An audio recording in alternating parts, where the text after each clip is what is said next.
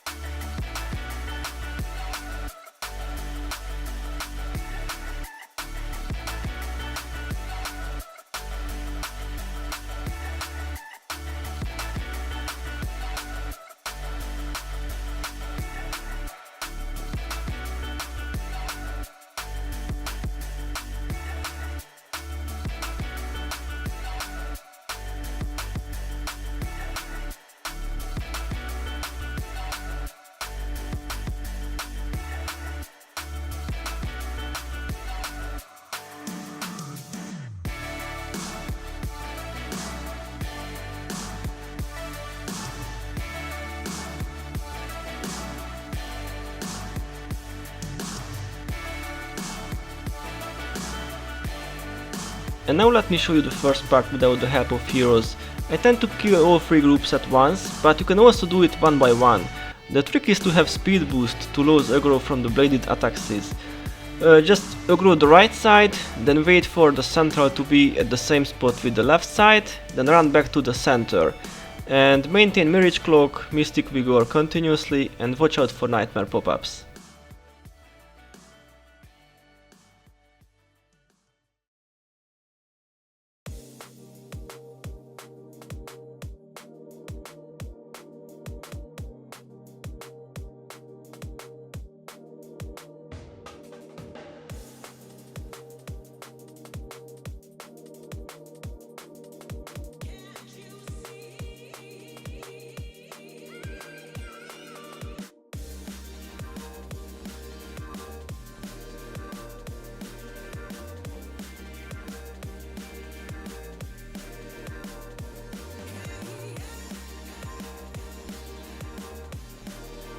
Not as quick as Dervish but still a strong profession here is the warrior.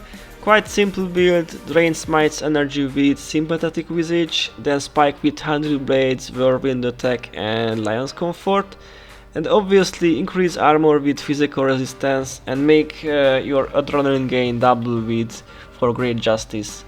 Anyway, Bonati's defense is just an optional skill. If you clear chamber with heroes you won't really need it, you can bring other skills too if you want.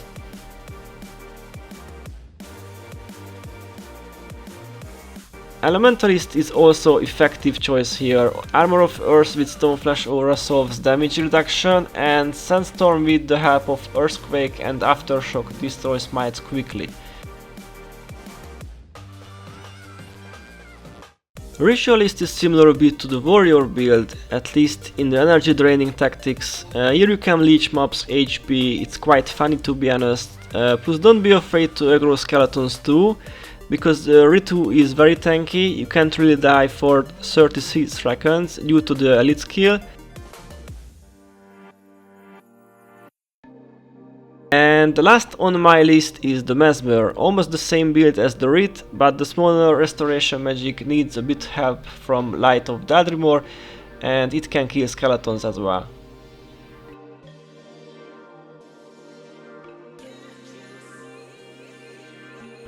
So guys, I hope you enjoyed the nostalgia train. Go and dust off your old tunes and pay the Smite a visit.